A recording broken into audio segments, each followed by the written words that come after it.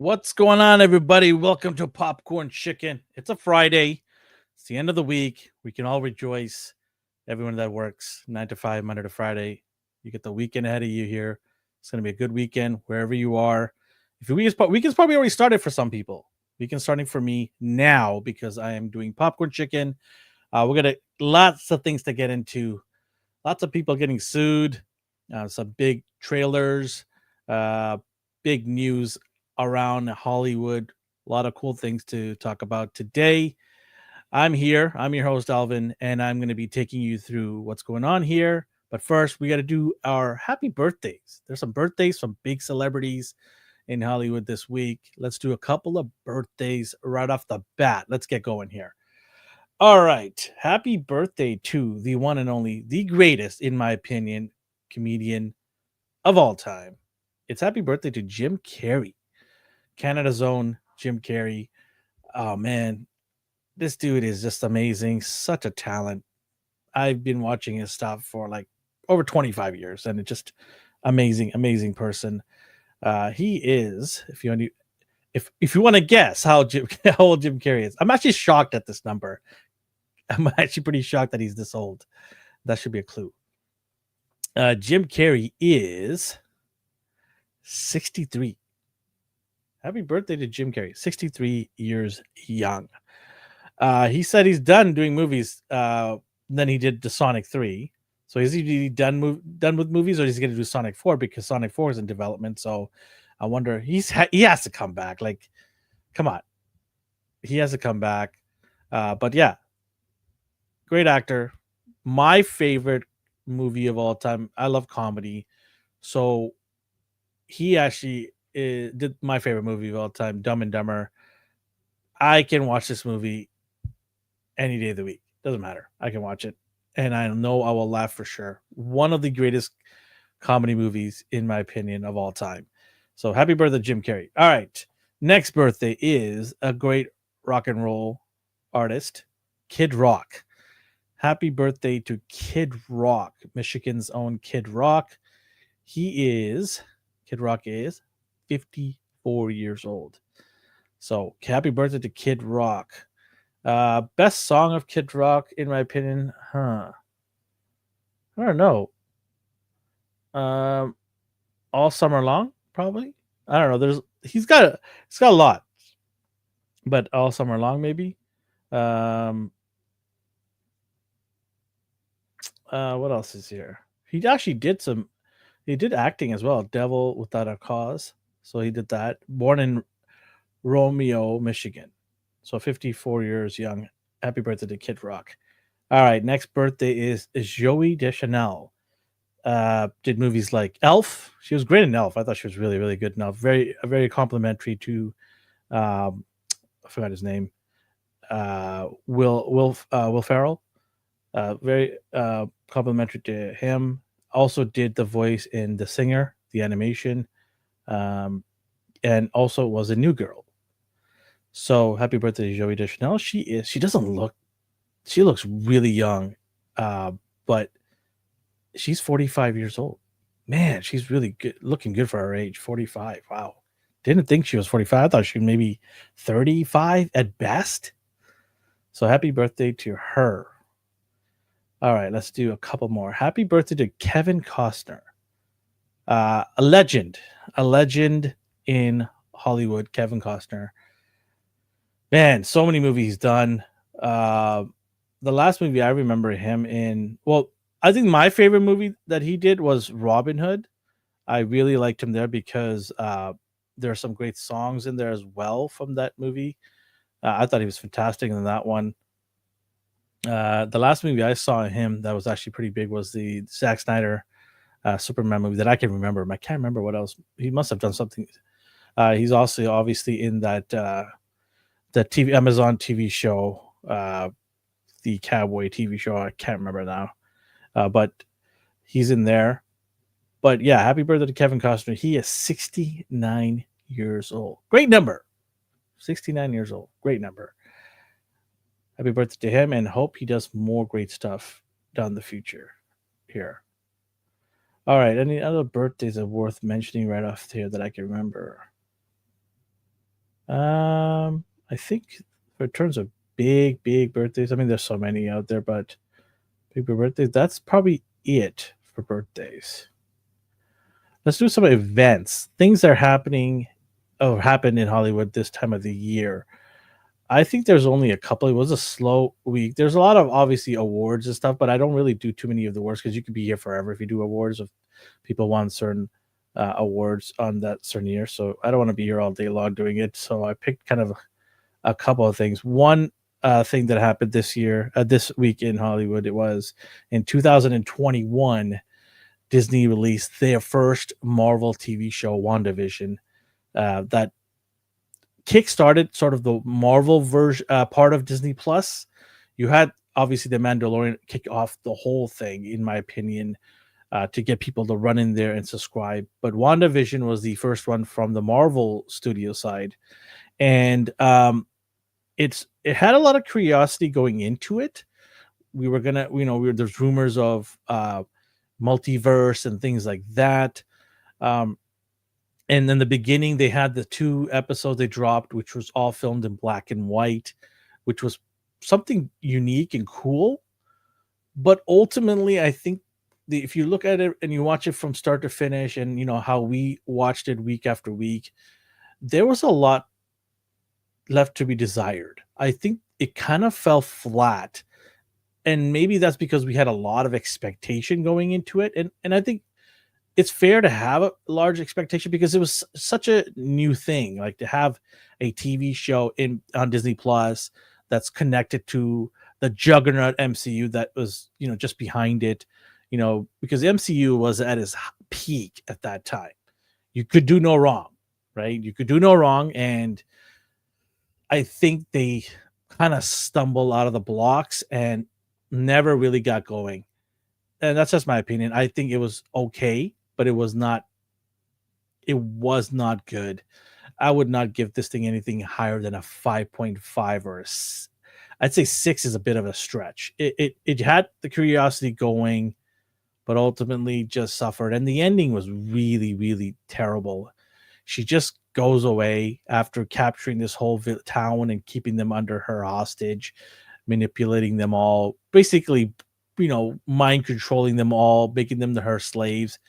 And it was just like no big deal, and I feel like uh that was a letdown big time in my opinion. So yeah, WandaVision did come out in 2021 this week in Hollywood. All right, let's get into what else here. There's one more that I wanted to do in terms of events. I could find it here forward. All right, I believe it's right here. Yes. So one of my favorite TV shows of all time. I just talked about one of my favorite movies. Now I talk about one of my favorite, but it's in my top 5. I don't know. It'd be tough discussion. The discussion maybe I can have one day of my top 5 all time TV shows, but this is definitely probably my top 5. Maybe I'll make a list and see where this falls, and I'll do that in one of the shows. But Breaking Bad premiered in 2008. That was more than 15 years ago. Oh, I feel old. Yeah, 2008, Breaking Bad, created by Vince Gilligan, starring Bryan Cranston and Aaron Paul, aired on AMC. Did this put AMC on the map? I think so. Everyone talks about The Walking Dead putting AMC on the map. Yes, that's fair. Walking Dead was huge. But I think this show brought everyone's attention to what AMC is about and what they can give you. And it was sort of the starting point of AMC's popularity as a channel. I think it really elevated them and separated them from the competition around them. I'm not talking about HBO, but I'm talking about other channels like, maybe Food Network or or something like that. I mean, Food Network was big that time too. So, but I think in that spectrum of channels that are trying to achieve, top level like HBO, where they could command a premium or they could anchor a television package from a local provider, it's must get channel. I think at that time they were ascending, and this show catapulted it, and it started off as, hey, you should check it out. But I think by season 2, people were like, "Hey," to everybody at off in the office, probably going, you need to check these guys out. This show is really, really good." I think that's season 2 is when I caught wind of it and started taking notice of it and saying, "Okay," enough people came to me and said, "Hey, you should check the show out. It's really good." And so I jumped in around season 2, and then played that, week to week episode for years to come afterwards, which was so painful. And then also the seasonal break, right? You're just like, "Oh, I gotta wait this long for the next season." But this show helped AMC, I think, get to the next level. And then obviously The Walking Dead took it to the another level above, which was like insane. The fandom was nuts about AMC shows. But yeah, so this week in 2008, Breaking Bad premiered. Wow. All right, that was a good week. That's some good stuff. So, all right, let's get into some of the news that's going around. So we all know Captain America: Brave New World is dropping on Valentine's Day. Of all the weeks to put it, they put it on Valentine's Day.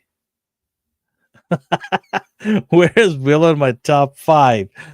I should do top 5 best and top 5 worst, because then Willow would probably be in there.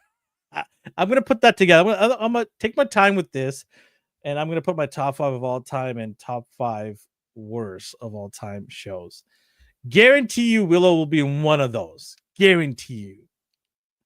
Find out which one. Jeez. Oh my god.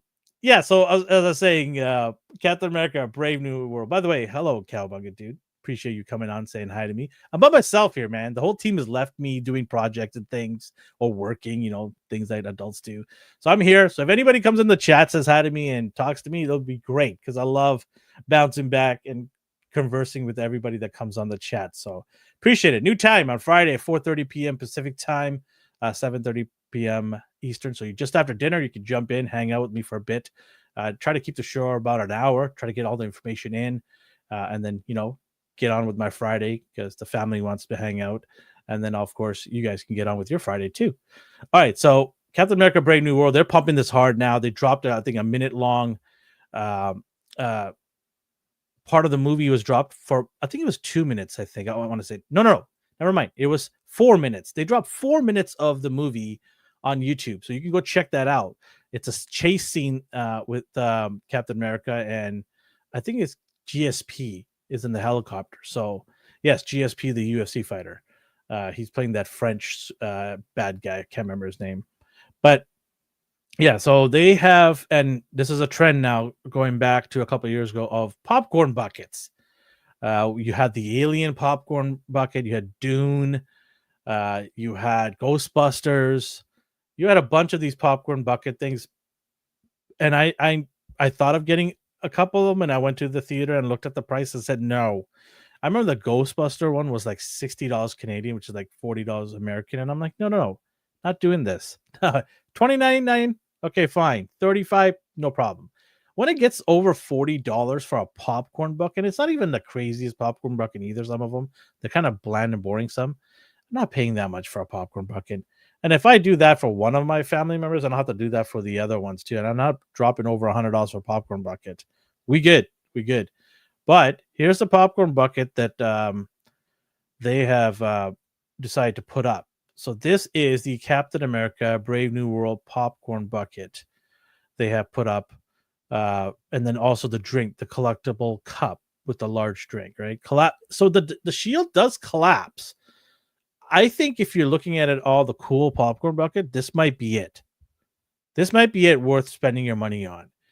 You get the shield collapses, so you can basically use it as a shield. But I think that's cool. How big this is, I don't know. I have no idea. Maybe I'll get a better picture with it as it gets near. But this was announced by AMC Theaters. They're not the same as the AMC TV channel. So AMC Theaters popcorn bucket Captain America shield. Look out for that. If you're interested in getting this kind of stuff, you collect this stuff. Well, there you go. AMC Theaters will have that for you. I think it's probably the coolest, and the fact that it collapses, that's pretty cool. You can actually put that probably on a wall or something, hang it afterwards. That's pretty neat. What else is going on in Hollywood? There is some other news, more reboots. I'm kind of getting sick and tired of reboots because I think they're gonna hurt the history of a lot of good movies. And we just got word this week that they're going to be doing a couple of my favorite of all time 80s reboots. There is talk now of doing reboot for Goonies and Gremlins. I don't know. It's nice as that is to get some updated CGI and technology put into these classic movies. You know, you you were amazed as a kid of what they could do with Gizmo in Gremlins, and you're kind of amazed at the animatronics of the Gremlins, and you thought they were pretty cool. Obviously, they could do so much better now with all the technology you have in terms of CGI, but the magic of that, that the music, the the camera work they did, the writing, there was a lot of magic, and just like movies like Back to the Future, these things should have been left alone, I think, for a while. I don't think right now is the time to reboot these things because there's so many of these. Yeah, there you go. See, Calvin, after Beetlejuice, I don't want any more reboots. I agree with you. It's very rare you're gonna see people come out of the theater for a reboot and say this was better than the original.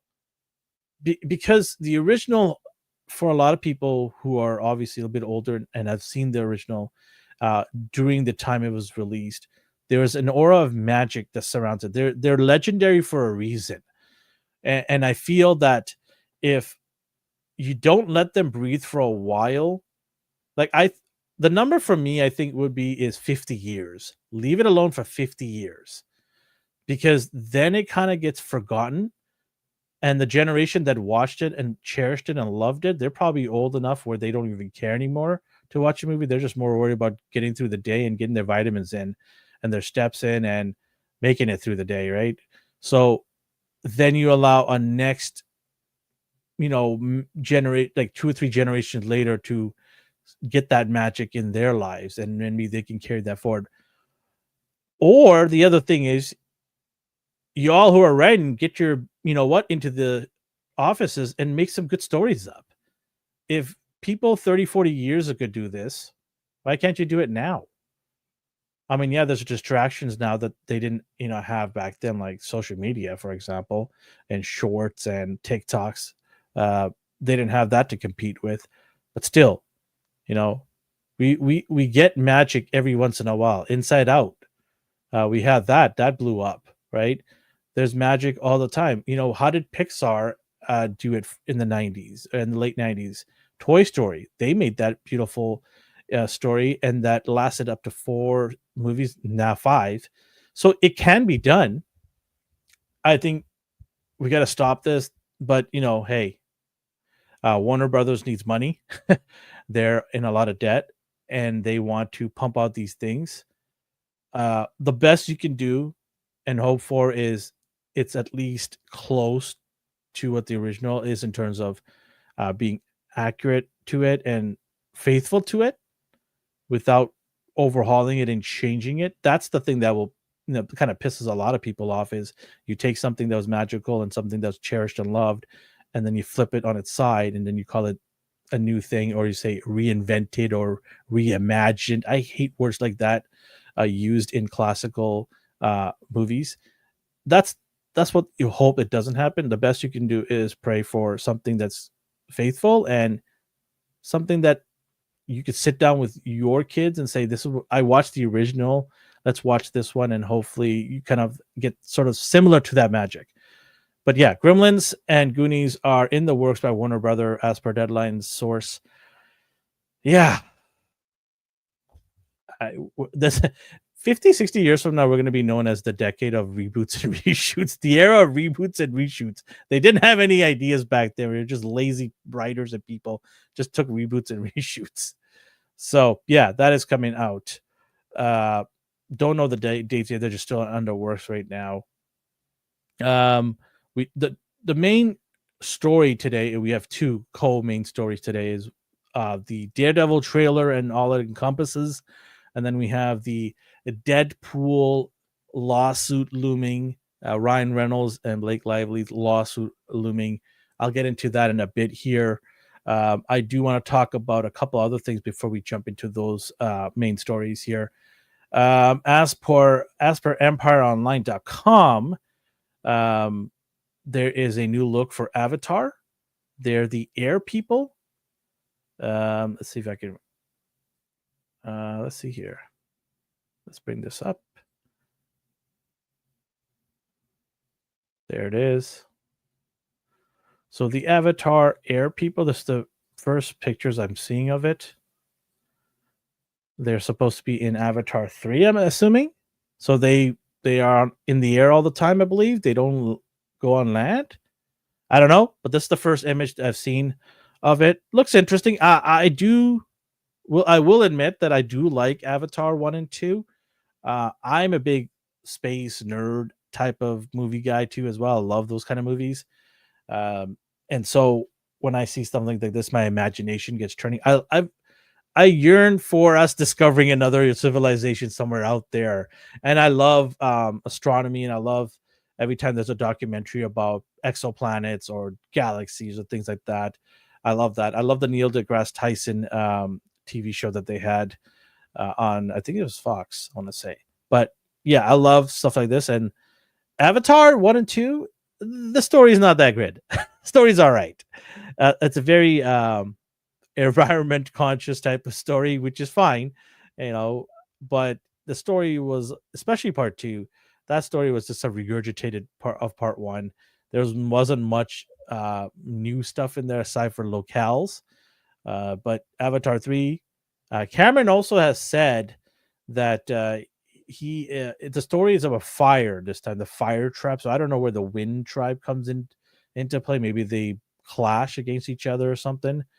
But he said it's about the fire tribe, and he said there's going to be some, and I'm loosely quoting him, is they're going to have some dramatic events take place. He says you got to mix it up, you got to change it up, you got to make people sit on their edge of their seats. And so does somebody die in here, or I don't know? Does another being from another planet comes in instead of Earthlings? So I don't know. That's his word saying that there's going to be some big shakeups, and he goes, you have to do this for people to get excited for Avatar 3. I believe it's coming out this December. I believe either this year or next year it's coming up. But Avatar 3, there's plans to do up to Avatar 5, and I think he's already done the script for 4, or he's in the process of it. But I was looking at it last year. I was like, okay, if he's going to do 5 and it takes him about 3 to 4 years now to do 1, it's like 2035 we're going to get the last one. At that point, do people even care now? The difference between 1 and 2 was what, a decade it took for him to do between 1 and 2, and a lot of the magic and anyone that's looking forward to part 2, I think a lot of it was lost. But he still did gangbusters. He still made good money. I think he made over $700 million at the box office. So he still did good. But will 3 get to that level? I don't know, because he does spend a lot of money in his movies. So we'll see. But Avatar 3 in the works with the Fire Tribe coming in. And I have a friend named Sheldon who doesn't like Avatar because he thinks he's ripped off Avatar the Airbender. So I don't know. He still hasn't seen it, my friend Sheldon. I told him, just go watch it. You can have the name Avatar. It's actually both. Actually, Avatar was stolen from India, I think, as from one of our old texts. So they both took it from old texts. So yeah, just go see it, Sheldon. Stop being a baby. Speaking of Sheldon and me, we're going to be doing our episode finale review of Silo on Apple TV this Sunday. I believe Sunday, some point, we're going to do it, and it's going to be pretty good. We're going to have a review and breakdown of it, and I can't wait. I've watched it. I hope he's watched it, and we're going to break it down. Man, it was good ending. Good ending with a lot of questions. But yeah, this show is really good. If you haven't seen it, go check it out. If you've got nothing to do on Friday night, go check it out. Silo on Apple TV. Season 2 just ended. All right, let's see what else we got going on in Hollywood. Hollywood. Let's see here. What can we do? There's so much of Brave New World posters and trailers I was mentioning. Oh, and Nintendo Switch 2. Yeah, we talk about video games too here once in a while. Nintendo Switch 2. The trailer came out. They showed it how it's bigger. It's got a kickstand. It's gonna have better controls that click on. I can't stand the slide clicking thing on this Wii. The Switch, the Wii. But they are basically improving that. Obviously, better hardware, OLED screen, and the one thing that I do appreciate is backwards capability. So you can play your old Switch games on here, which is awesome because I've got a bunch of them. And if I have to carry 2 Switches around when I'm traveling or something, that's not going to be fun. Details of it when it will be releasing later this year. Don't know. Mario Kart better be on here. Or is it Mario Kart 9? I want to see Mario Kart 9. So I can't wait. It's going to be awesome. I hope it's launch day, Mario Kart. That'll be fun. Spartacus. It's a sequel series coming, releasing this fall. Didn't the main guy die? I don't remember. I think it was, yeah. Why are they doing a Spartacus series? I already saw the trailer for this, and I already saw a strong female. And I already know what's coming. I already know there's going to be somebody who's a strong female telling all the Spartacus how to fight. I don't know. They can't leave it alone. They can't leave anything masculine anymore. They have to always add a female in there to trump some of the men who are twice her size, outweighing her and have gigantic muscles everywhere, but she somehow leg sweeps them or hip tosses them across the room. I don't know. My Switch controllers have crazy drift. Yes, thank you. I have that too. I actually had to give away one because I didn't want to deal with it. So I just gave one away to a friend of mine. It's like, hey, you go buy new controllers for it because I'm sick and tired of buying stuff for it. But yeah, I do have the Legend of Zelda one sealed. I didn't open it. It's the OLED one. I kept it sealed. I'm probably not going to open it. Just going to keep it sealed. Looks nice. I do have the condensed one where the Joy-Cons don't come off. I use that as my travel companion for playing some games. But going back to Spartacus here, sure, I guess Stars is doing a TV show on that. Good for them. I'll check it out, but I already see what's happening. And if I'm wrong, I'll be the first one to come here and admit it. But I just saw a trailer and I saw a character and I'm like, okay, let's see how this goes. Yeah, so it's called Avatar: The Fire and Ash. That's the name of the title for the Avatar movie. Varang is the leader of the Ash clan in Avatar: Fire and Clash. The worst side of Na'vi. So this could be some they could have enemies within their planet instead of having the humans come in there. So this might be interesting. Who knows? We'll see. All right, let's get into our 2 co-main topics of the evening. Our first one is a lawsuit. It's in the makings for a while, and now it's kind of like getting heated up. So Ryan Reynolds' wife, Blake Lively, and Justin Baldoni. Yeah, Justin Baldoni. They did a movie together. It was called, what was it called? The movie. It Ends With Us. And there was some turmoil. There was back and forth of he said, she said things. Both sides allegedly saying that the other one was basically trying to destroy each other's image. Blake Lively basically came out and said harassment, being treated like crap while I'm doing the movie. And then Justin I don't know why I keep saying Jason. Justin came out, said that she was very authoritative and was trying to destroy his image, was very rude, tried to hijack the movie, even though my production company put this kind of together, just trying to destroy his career, and basically hijack the movie. That's what's his argument. The lawyers for him said that, that Lively and Ryan's, team was just doing everything they could to destroy his career, and they said it's also spilled over to Deadpool. They said the character they did, the young Deadpool, the guy with the man buns and the long hair, which by the way was awesome. They said that it was basically him. They were trying to make fun of him through this character. I don't know. Like, I thought it was just great. The younger Ryan Reynolds, I thought it was funny. I don't know how many people put that together, but a few people kind of did, and he kind of said, "Hey, I'm gonna run with this, and I'm gonna use this to." I don't, I don't think this is entertaining as Depp, and definitely not.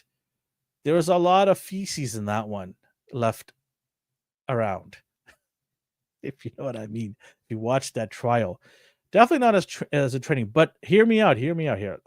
I got something here that's even better. A better lawsuit. I'm just using this as an appetizer.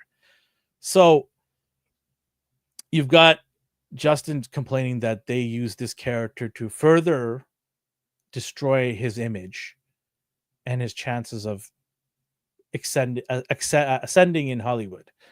And to that I say bullshit.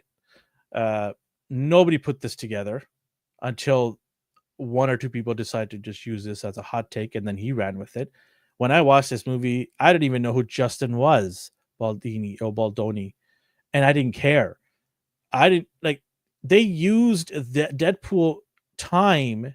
Ryan Reynolds used Deadpool time to prop that movie up because it was releasing around the same time. Obviously, his wife's in it and he wants her to do well, but he used that time because if that movie does well, so does Justin, so does Blake. They both benefit from it. I don't think Ryan would go, let's go and make a character to hurt his image, but at the same time, let's mention that movie as well. If they wanted to hurt, like, Blake doesn't need hits, Justin does. Blake also is married to a powerhouse actor. Justin, from what I hear, is not dating anybody that's powerful or is married to one that's powerful. So I don't know that. So out of all the people, Justin will benefit from any time Ryan opens his mouth and mentions that movie. And so I don't understand where he got this idea. Maybe he's being led by some PR company that is just out to lunch and looking for everything, any animation, any animation to destroy or get some sort of money out of it. And that's what it is. Oftentimes these types of lawsuits, they get dealt out of court. He's just picked a big high number and he's hoping he can settle anywhere between 200 to 300 million instead of 400 million, and he'll just take that check and run away, and he'll probably resurface a couple years later or something and do some movies. But this is, I mean, and like I said, I don't know all of this is true or not, but I'm just looking at the writing on the wall and something doesn't add up. I don't think, and I don't see Ryan Reynolds as this person. He doesn't have a history. And of course, there's stuff behind closed doors that could happen all the time. No one would know, but an NDA or anything would be signed. But I've never seen Ryan be involved in anything like this. I don't know much about Blake and her character either, but I didn't hear anything about Blake and her past of being like this. There was, he's basically allegedly saying that she was very authoritative and yelling and telling people what to do, and especially him. I've never heard anything like this from any of the movies either one of them have done. Ryan has done a lot of movies. I never heard of that. If I'm wrong, let me know in the chat, in the comment, if you've heard anything like this from the two of them and their character. Is this true? Is there any actual truth to this? And then on the other side, Blake has said that Justin was very rude to her, very disrespectful to her, and abusive, and she basically fought back. And even her lawyers have said that he's using this whole, she basically is, a big star, and therefore she was wielding her power. And the lawyers are calling bull on Justin, saying that this is a lie, this is fabricated. But yeah, this is probably going to be settled behind closed doors because Marvel's involved now. Marvel's getting involved. Marvel's like, hold on a second here. Our boy Deadpool makes a ton of money for us, and we don't want any of that bad poo poo destroying our chances to make billions again on the next Deadpool movie he decides to do. So they're getting involved, and they're going to go into a room and write a big check and tell him to shut up and tell her to shut up too. Basically tell both sides, you'll never work together again because we don't want to deal with this again. Here's your money. You be quiet, move on. Everyone's happy. But that's nothing compared to what's happening with Moana. You say Moana. Yes, Moana, the animation that Dwayne Johnson is doing. So there's a lawsuit pending for, let me pull this up. Animator sues Disney, claims Moana 2 copyright infringement. Animator Buck Woodall claims former Manderville Films development director Jenny Marchik passed his substantially similar screenplay by Disney years before Moana premiered. So Buck Woodall wrote a story about a character with an amulet, Polynesian descent, who has a sea turtle or something, and they go traverse the waters. Very similar, and now has filed a copyright against it. So I believe Jenny Marchik is the person who sat down with Buck first, saw the script, and said, "Hey, I can do something with this," and basically ghosted him later on. Ghosted him, and then later on, Moana surfaces with a very similar storyline, very similar storyline. Disney hasn't made any comments. Wooden suit alleges fraudulent enterprise that encompasses the theft, misappropriation, and extensive exploitation of Woodall's copyright materials, spearheaded by Marchik, who is now head of development at DreamWorks Animation. Manderville Films had a first look deal with Disney, as well as offices on Burbank, California, a Disney lot at the time.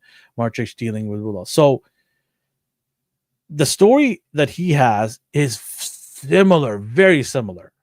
A lot of the qualities, even the character, this giant big character Dwayne Johnson plays, Maua, even that was in the script about a giant character from the Polynesian culture with the giant hook for a weapon. That was in there. So all of the stuff that he did was extremely close to this movie. The coincidence is out the door, right? You can say Polynesian movie with an amulet. Okay, that's coincidence because that's really vague. But when you start looking at some of the other stuff that he had in his script, then you're like, hold on a second. Giant Polynesian character with a hook, amulet that she had, traversing Polynesian waters. Then you're like, whoa, there's a lot of similarities here. And I believe he's getting they're suing for $1 billion. I believe so. So yeah, Woodall seeks damages to 2.5% of Moana's gross revenue, equivalent to $10 billion, and a court order affirming his copyright and barring further infringement. So 2.5% of Moana's gross revenue equivalent to $10 billion. So that's a lot of money. That is a lot of money. My question is, why is it surfacing now? Why not when Moana 1 came out?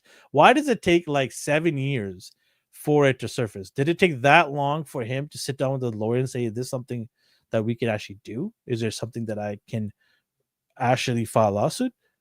I don't know if it really takes that long, but he waited till Moana 2. Maybe he waited till Moana 2 because more of the story lined up with what he wrote.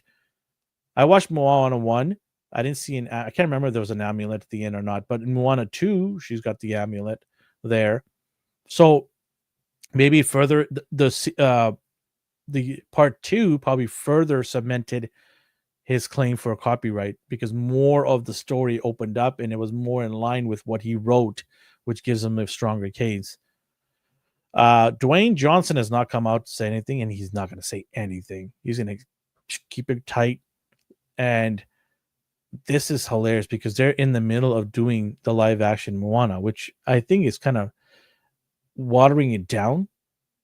Like you've already done 2 animations. You're now doing a live action, which is what? Now you're going to go back and do a prequel, or is it going back to part 1? I don't understand. Shouldn't the live action been done after 1? Like Moana 2 should never have been made. You should have just done the live action and then continue the story from there or something. Is the live action Moana going to be part 3? Because if the story is being retold again, do I care anymore? The animation is probably going to do a better job than the live action is. There's a lot of live action movies that are CGI is god awful, and you're just like, why even do this? So I just think it's just they're just trying to milk this IP for whatever reason. But now you guys, this Buck, a Woodall guy, who's taking them to court for copying his movie, and this is, in my mind, more entertaining than the Deadpool lawsuit because this is got more intangible. I think it's got more going for it, especially with the detail that, I mean, you could probably find this article somewhere online here if you just Google it, but the details of the script that he had versus what they did is so close. I just gave you some examples, but there are more to it. And I just find this hilarious. And Jenny Marchik is probably shaking in her boots because she could lose her job. Because anytime a studio has to cough out millions of dollars, and this is not a small chunk, this is 2.5% of 10 billion. Someone do the math. I don't have a calculator, but that's a lot of money. That's a heck of a lot of money a studio is not going to be happy with. And somebody's going to have to pay the price. It ain't going to be Dwayne because Dwayne's like, I don't know. They brought a script and I went with it. Even though it is Dwayne's, background, Polynesian from Samoa. Some people call it Samoa.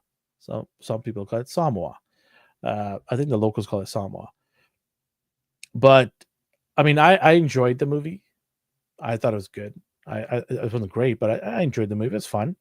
It was different. It was a nice take on that part of the region of the world, which hasn't been seen on animation or in movies that much. So it's nice. It's nice to see that change of pace. But yeah, we'll see. The argument does focus on. Sorry, I did read some of it here. Is the argument does focus on sequel released in November 2024. So there it is. I think he was just waiting for them to do more, open up more, to further cement his case of, hey, there's more here. Look, they're copying more of my work here, so it's a stronger case. Let's go after them now. So the lawyers probably got even more happy, considering there's more to it. And they went after it. They're going after it. It was filed on Friday last week. And so they're going to go after them, and we'll see. I'm going to keep an eye on this because this is going to be hilarious of what's going to transpire. I mean, it'll probably be another payout behind closed doors, but I'm hoping it drags a little bit. There's more fire, and there might be some sort of, repercussions of, Moana movies going forward. Maybe they'll have to wrap it up, give him credit or something. It'll be interesting. I'm going to keep an eye on this, and we'll see where this transpires. Hopefully it comes out on mainstream media so we can talk more about it. But Moana lawsuit is much bigger than the Deadpool Ryan Reynolds lawsuit. So didn't see that coming. All right, let's get into our final topic, our big topic, the one that you've been waiting for. It's the Deadpool Born Again. So why do I say that? Okay, well, this show was already finished. The script was done from all accounts during the strike, the writer's strike. And we are so fortunate that didn't see the light of day. because this original script was going to be all about court and lawsuits in court. It was not going to have any Daredevil in it, or very little of it. That was the original script. It wasn't even going to have Foggy and Karen in the show. The two didn't exist in that original script. So we are glad they tossed that. I appreciate you interrupting me. I like this. I need a good reason to sue Disney. Well, you do.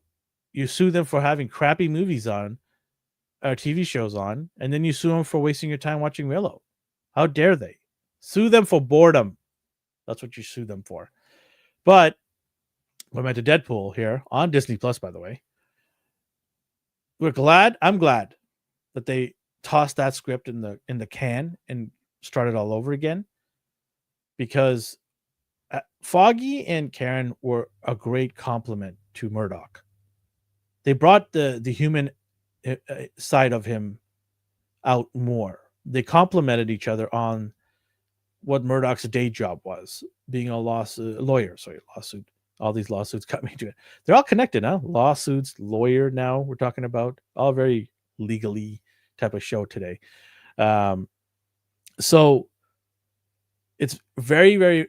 I thought when I watched the Netflix TV show, I thought the two of them really complemented, brought the human side of them, and then also brought that, hey, it's not just about fighting and being a vigilante. There are things I got to do as a lawyer that also helps where I am, Hell's Kitchen. And the relationship with Karen, also friends with Foggy, that relationship, having it go good and bad. It was good to see that dynamic. And the fact that they decided that they were going to bring this show back and remove those two characters and not even have Daredevil fighting at all, just be all about court. I'm so glad that was tossed in the can. So glad right now, because I think with the trailer that, we'll play the trailer here because I want to get into talk about some of the characters here, but I just think the trailer here, and I saw it across the board from a lot of YouTubers, and even the ones that are very harsh on Disney Plus, when they all watched this trailer, they had nothing but good things to say about it.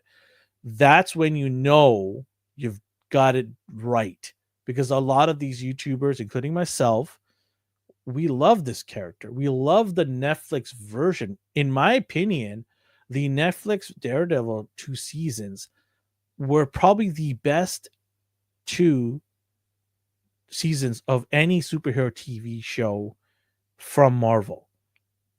Better than WandaVision. Better than, I don't even know what else is out there. I would say The Punisher would be a close second. Iron Fist, no way.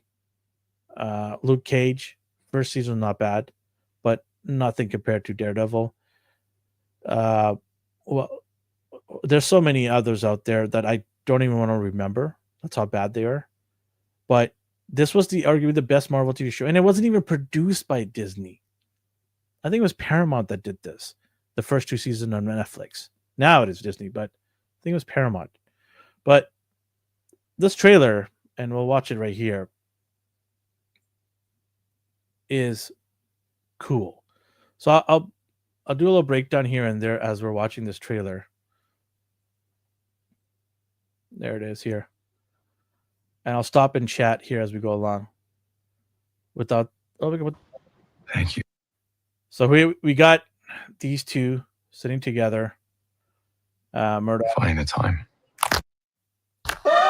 And I love the feel of this. This is right back to Netflix where we was. And one thing I was really afraid was they're gonna cheapen it out, so I wouldn't feel that. Hold on, here we go.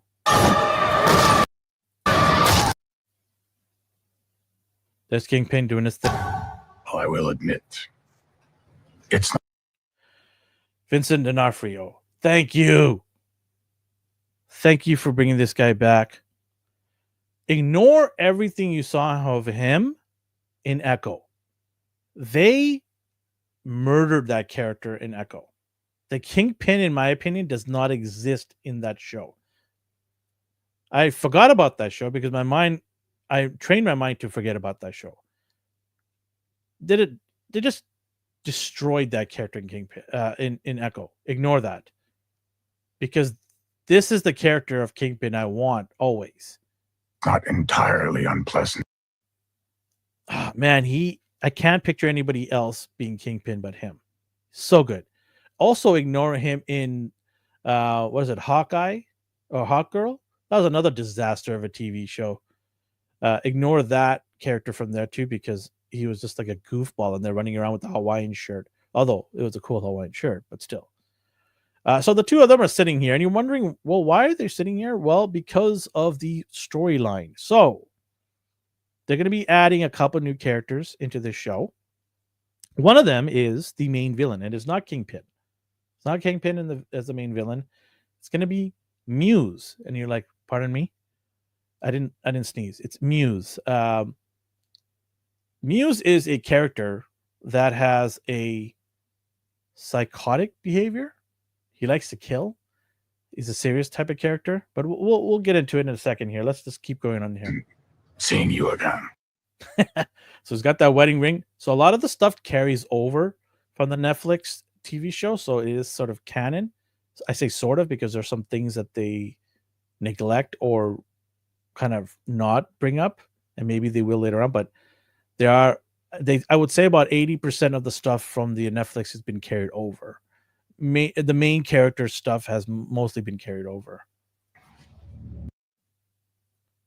Forward to.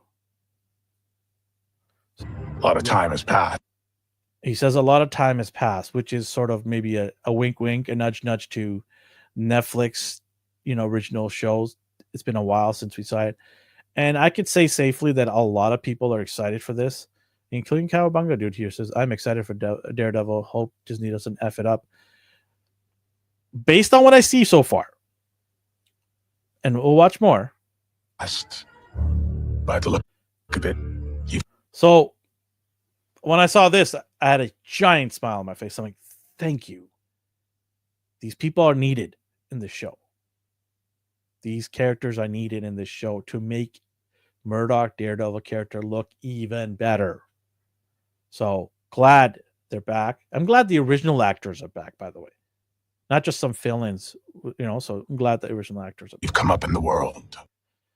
And so they're sitting there in the diner because remember, Daredevil doesn't want to be Daredevil. Murdoch doesn't want to be him because he went kind of overboard, across the line, right? So this is him just sitting there with them talking, and that's why Kingpin's like, I don't see you gallivanting around on the city anymore. I could say the same about you. Right? So and then obviously he's saying back to him like, hey, you're a mayor now. And that's the cool thing now. Kingpin is the mayor of New York. So that is cool. And what is he going to do with that? Obviously, he's going to abuse that power, but and so his inauguration, I guess it is. A lot of cameos, not cameo, Easter eggs here, right? A couple that I noticed here is obviously the Steve Rogers on your left here. Yeah, get it? On your left. I'm sorry. So yeah, Steve Rogers musical that we saw in Hawk Girl, I believe it was. And then at the top right here, Happy New Year from Pim Van Dyne. Ant-Man, obviously, Hank Pym's daughter, the company there. So that's there on your right side. And then you have Disney's logo right at the bottom here. I wonder why they made themselves like really small. Or maybe because they want to get paid by T-Mobile, Levi's for the ad placements there. Forever 21 right there. Yeah, I guess they wanted the ad space. So they like, okay, yeah, you guys can have the ad space. Just give us the millions here, right? And then Marriott Hotel running across the ticker here.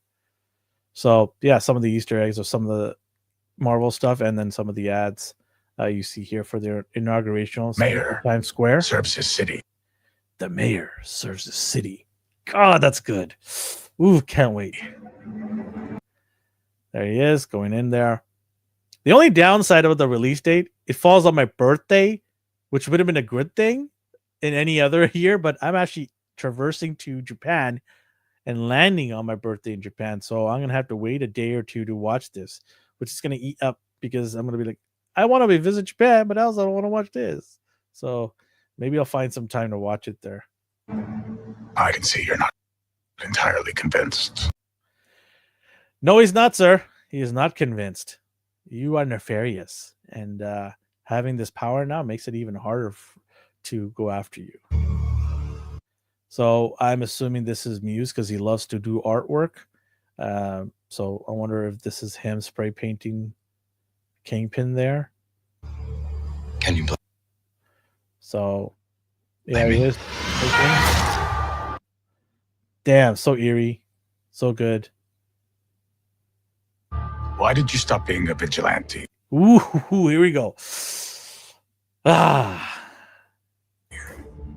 The line was crossed. there it is. A line was crossed. So I wonder what it takes for this guy to come back, right?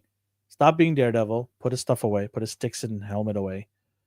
What's it going to take now? So this is the interesting part is it going to be Kingpin that brings him back into the fold, or is it going to be Muse that brings him back to the fold? What does Muse do? Does he hurt one of his friends, Karen or Foggy? What is going to happen here that brings him back and says, you know what, I have to don that stuff? So that's going to be the really interesting part. So there it is. You see the fight he has probably early on, and that the helmet is broken off, the horn there. It's hard to come to terms with. So I'm assuming this is Muse carrying bodies because he likes to do that. He likes to kill people, do artwork with it, and things like that. He likes to hang body parts, I believe. Psychotic, crazy villain. Has not super strength, but enhanced strength. Has the ability to suppress anyone trying to sense him. So Daredevil's ability to sense using his sonar, all that, he creates like a vortex in the comic books. I don't know if they're gonna do that because that might be a little bit stretched because this is more of a grounded TV show, but they might somehow he might be able to block how Daredevil is able to hear a heartbeat or sonar. Like he might be able to do something like that to block it. With a violent nature. Obviously a fight here in the subway, which is typical, I guess. And then someone gets, you know what, wrecked here. Ooh, that's gotta leave a mark. The power. So here's Murdoch getting pinned up by somebody. Somebody beating Murdoch up. Ooh. It has over us. Is that some of Kingpin's henchmen? Damn it, on my birthday. And I'm not even here. It is a good birthday, though. To drop Daredevil on my birthday?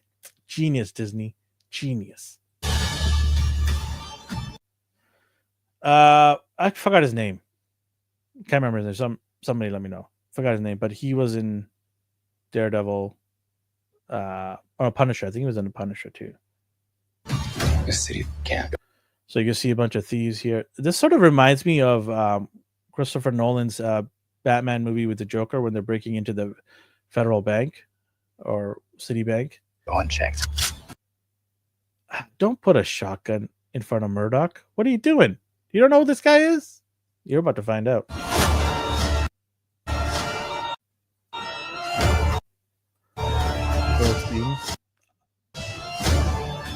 A devil's work. That's pretty strong words right there. Sometimes peace needs to be broken. So this is, I can't remember the lady's name, but she is from the comics, and she is also going to be Murdoch's love interest here in this TV show. So whenever he's not with Karen, he's with her. And I'm interested in seeing that dynamic work out. And maybe she's the one that gets captured by Muse. Ah, that could be it. Is it Heather or something like, I can't remember her name, but maybe she gets captured by Muse and gets killed by Muse, and that's what set this guy off. I think that's the plot right there. But it brings back Daredevil. Chaos. Definitely chaos. Sure. Oh, let's go back to that scene again. There he is. Muse. Very crazy looking.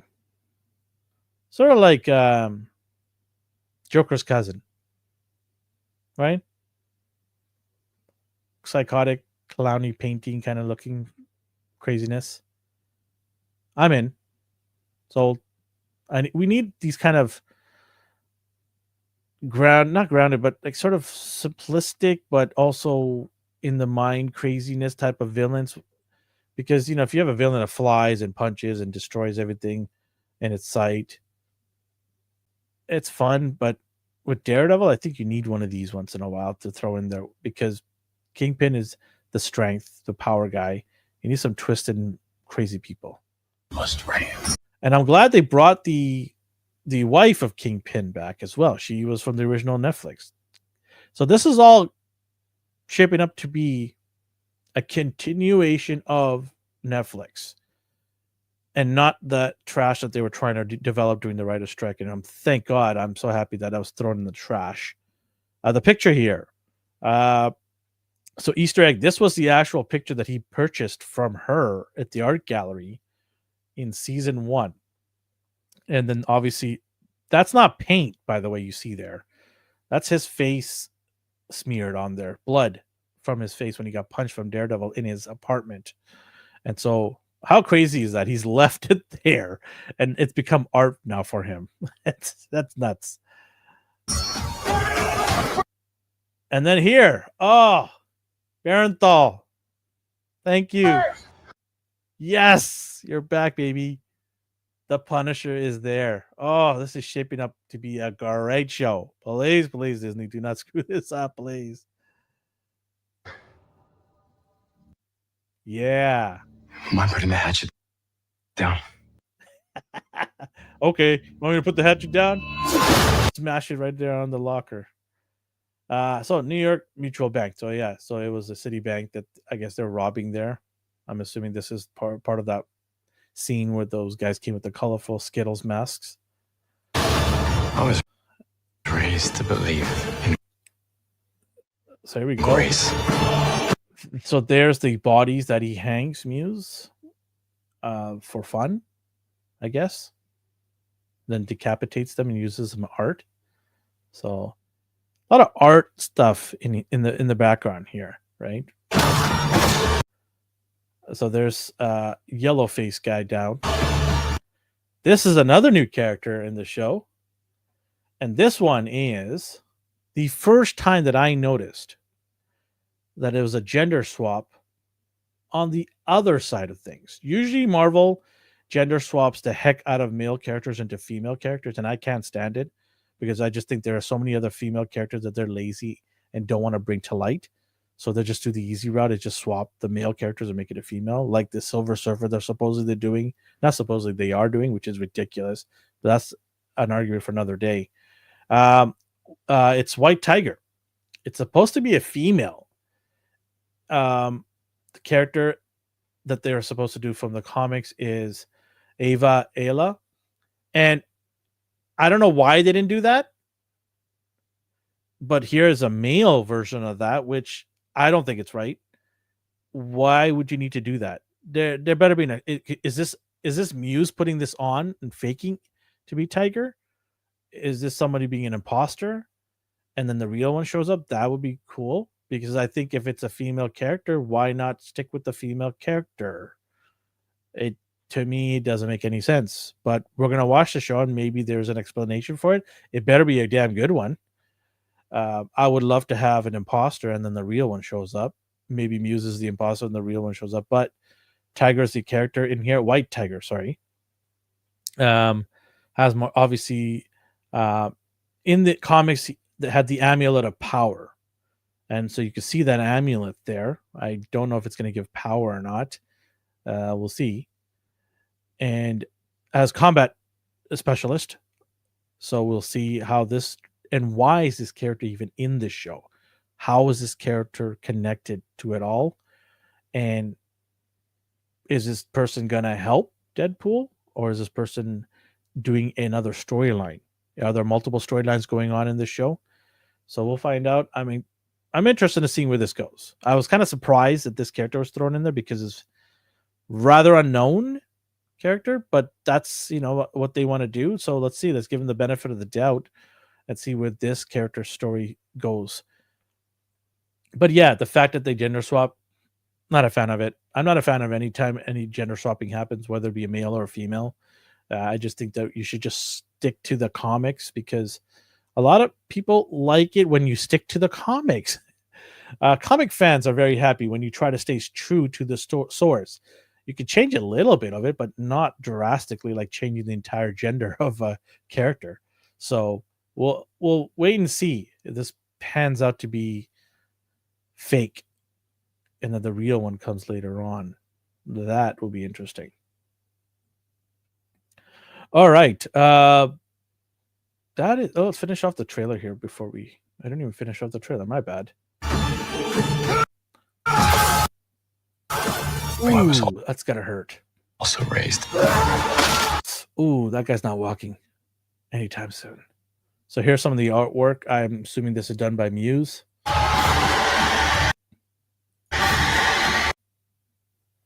Kingpin looking down at his city. That's a great shot. To believe in retribution. Woo-wee! Look at that. So I recognize some of these. One of them is for the Netflix.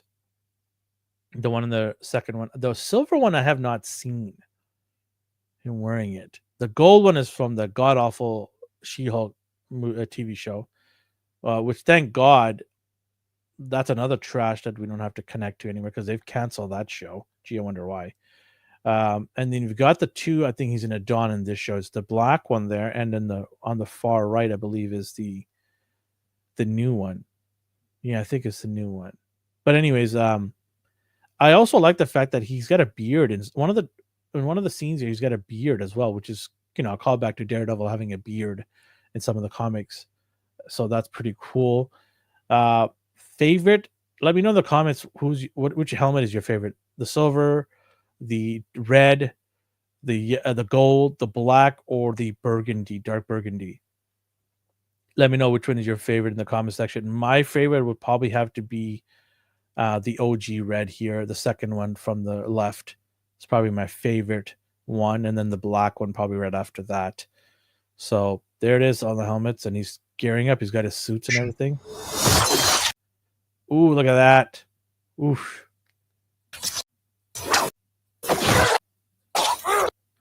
So that's him finding Muse, I believe, in his lair.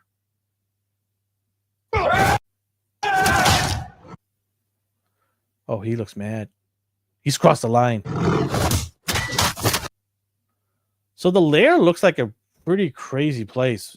A lot of painting and a lot of artwork. It looks pretty freaky.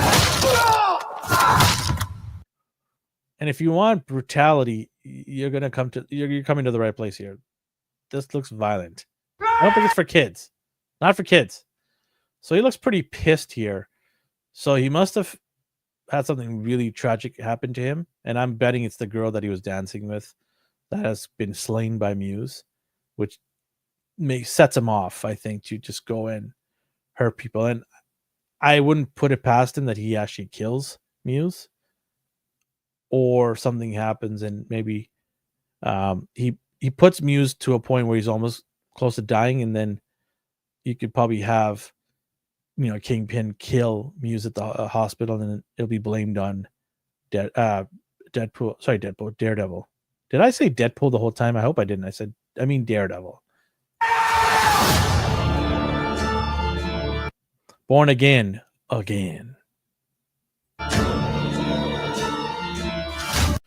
Let me know if you guys are checking this out. If this trailer actually got you excited for this show on March 4th, let me know. I want to hear your guys' opinion.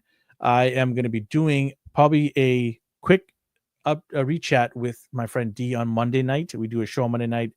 It's a very collectible type of show. We talk about cool things from the collectible world, but we throw in things like this because it's very closely related to what we have. And in fact, I have a Daredevil. I'll take this off the screen here.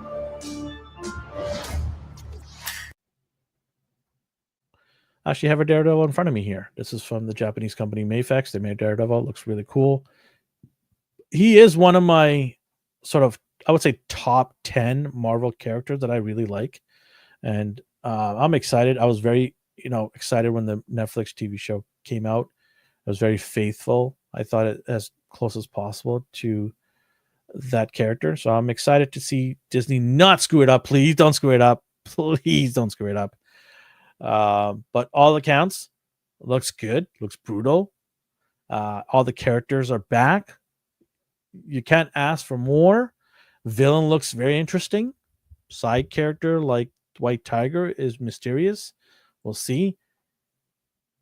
See, I did say Deadpool a bunch. See, I'm sorry. I said Deadpool a bunch because I had a Deadpool TV show. That's fine. You guys know what I meant. Daredevil. You know what I meant. Daredevil. I'm going to say Daredevil to make up for all the times I said Deadpool.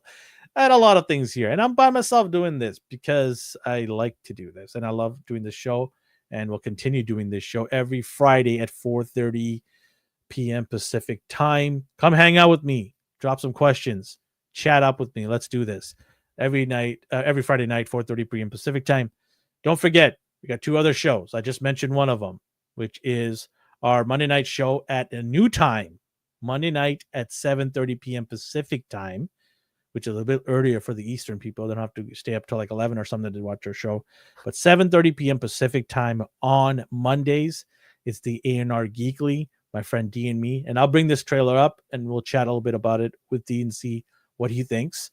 And then we have our Silo final episode review breakdown on Sunday. Don't know the time yet on Sunday. It's usually like when Sheldon wakes up because he's always busy. But we'll have the time probably cemented by tomorrow and scheduled. But join us for that too. I hope you guys have a good weekend. Thank you for watching our show live and on the replay. Shout out to Cowabunga Dude, keeping it real. And I will see you guys next week. So have a good weekend, guys. Take care. Bye-bye. Enjoy the